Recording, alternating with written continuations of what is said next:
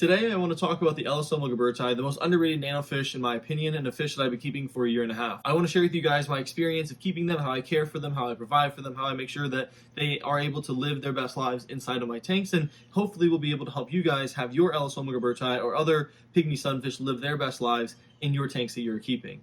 So the Elassoma Gilberti comes from Florida, specifically the Panhandle, Florida, along the Gulf Coast region. There are other closely related species like the Evergladi and the Okefenokee, but these differ in both DNA and actual morphological differences. If you guys are interested in more of that, there are plenty of papers out there. I'll leave some down in the description for you guys to be able to check out. So these fish, the Elassoma Gilberti, come from swamps, drainage ditches, slow-moving areas down in Florida. So they are coming from very heavily vegetated areas and can take a wide variety of different water quality parameters. So in different papers that I've read, as well as experience that I have in terms of collecting them, they can range in pH from 5.24 to 7.5, and I'm currently keeping mine at about 7.5 here in Kentucky.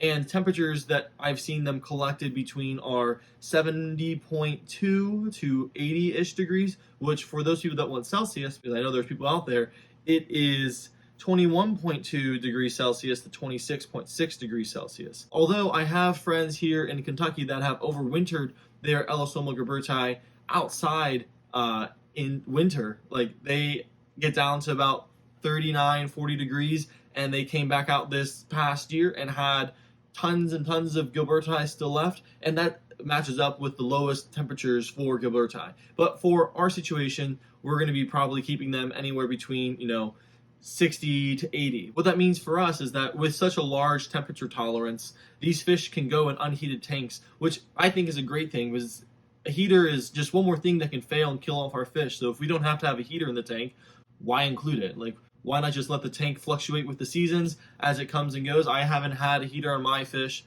for almost a year now, and it's just fluctuated up to 76 in the height of summer and has gone down to 64-ish in the wintertime. And they've done perfectly fine in those gradual temperature fluctuations over time. So the next thing that you guys are probably wondering is, how large do these fish get? Well, these fish only get to a maximum size of 1 inch, and that's going to be a very, very big male that will be getting to that size. Most of them are going to stay less than an inch, especially the females. You're going to have 3 types of fish usually in your tank. You're going to have a dominant male, you're going to have a subdominant male, and you're going to have a female.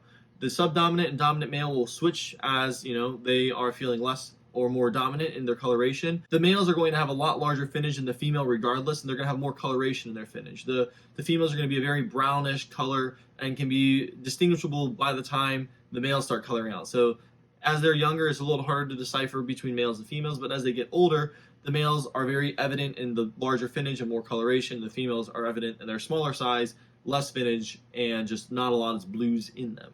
When I was first looking at these fish, I was very put off by them having the name sunfish in them, the Gulf Coast Pygmy Sunfish, and I thought they were going to be very aggressive.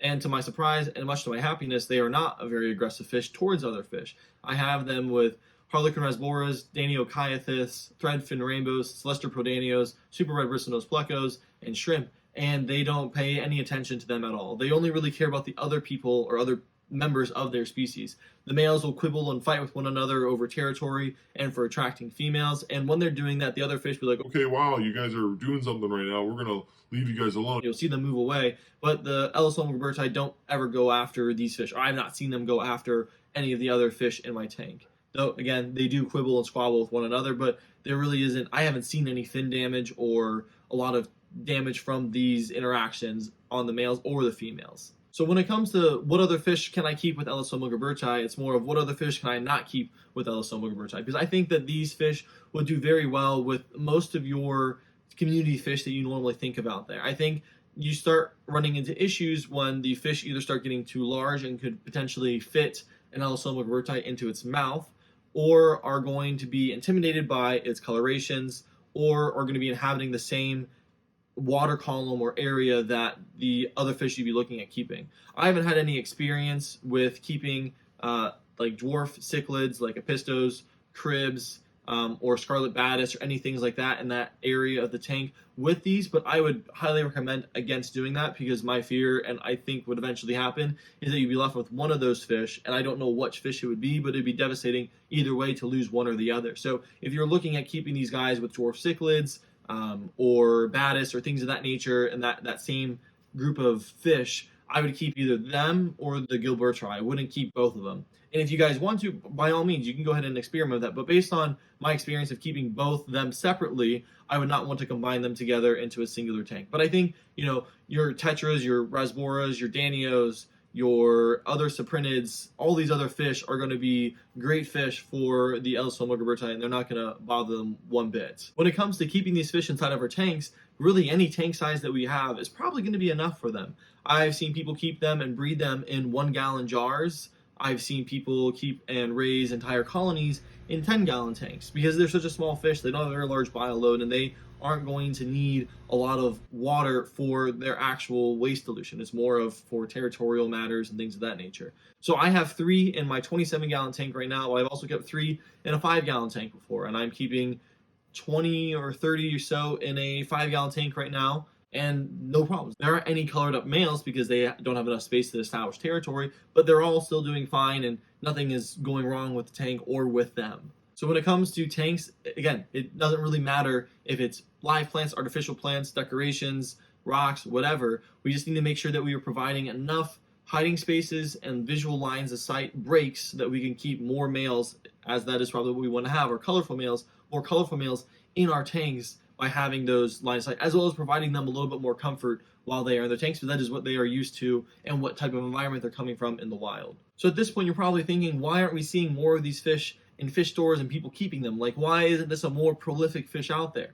And there's a couple of reasons why you don't see them out there or why they're more difficult to care for. But the main reason why is that they are a sensitive fish. They are very sensitive because they know when you don't like these videos. And when you don't like these videos, they start dying on you. So in order for them to live, make sure you like this video so that way they know that you like them and then they'll live for you. So the biggest problems that arise when keeping Elassoma Gilberti is the picky nature of the wild caught fish. These fish don't readily take to prepared foods like flake foods or pellets, and they want their live foods or frozen foods. I feed mine a mixture of white worms, Walter worms, baby brine shrimp, scuds, daphnia, and planaria. And so far, they have lived very well and haven't had any problems. They just have not taken to prepared foods at all. But if we want to start keeping them and feeding them prepared foods, we need to start looking at captive raised ones, because the ones that are raised in captivity that have been fed a prepared diet throughout their entire lives will continue to eat that into adulthood, and we can be able to keep these guys on, sinking pellets or things like flake food and not have to rely upon live cultures. But in order to have that, you need to have someone that's breeding them that can supply fish that are coming from a captive raised environment that are eating flake food or prepared foods. When it comes to breeding these guys, they don't seem very difficult. I'm actually in the very beginnings of starting to breed them. I've read a couple papers online, research papers I'll leave down below of how they bred them, and that's how I'm going to basically try to breed them. In my situation is in 5-gallon tanks with some floating spawning mops. You can also try colony breeding them in their own species-specific tanks that over the years you will be able to continue to keep a population of Elassoma Gilberti within the tanks. And the reason why the breeding aspect is very important is because they are very short-lived fish. They live for anywhere between 2 to 3 years is what I've seen and heard from other people. I haven't kept them for more than 2 years now, so I can't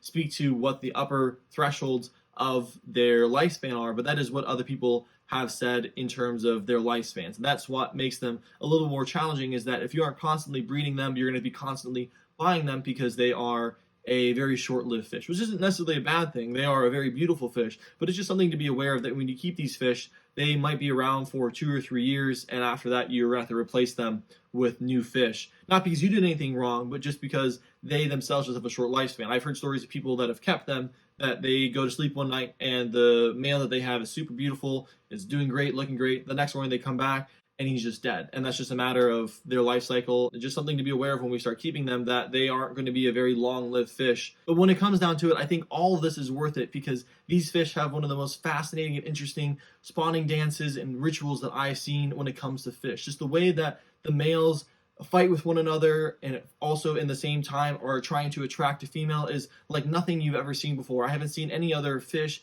cichlid or non-cichlid, that has the same level of beauty when it is sparring or spawning in terms of trying to attract me. I think that in and of itself makes all of these difficulties so worth it for trying to keep these fish alive. I also think that these fish add a level of depth to our tanks that we don't normally get with other fish. these fish are not a fish that is going to be very boisterous and always out there. They're a fish that rewards us when we sit down in front of our tanks to actually look and try to see them and to enjoy them. And it brings us into our tanks more so, because they aren't just a fish that you see out and about all the time. You have to get in there and actually sit down and look and pay attention and enjoy the tank, which I think is the whole reason why we are all keeping fish tanks, is to enjoy them. So if these fish help us better enjoy fish tanks, I think that they're a great fish to have. The next thing that I want to talk about is the next video you guys should watch. You guys should watch the video of me going out and collecting these guys in Florida, because it really opens your eyes to what type of environment they're coming from and how best to prepare a tank for them. So I'll leave that video here, and I'll see you guys over there. Have a blessed day. See ya.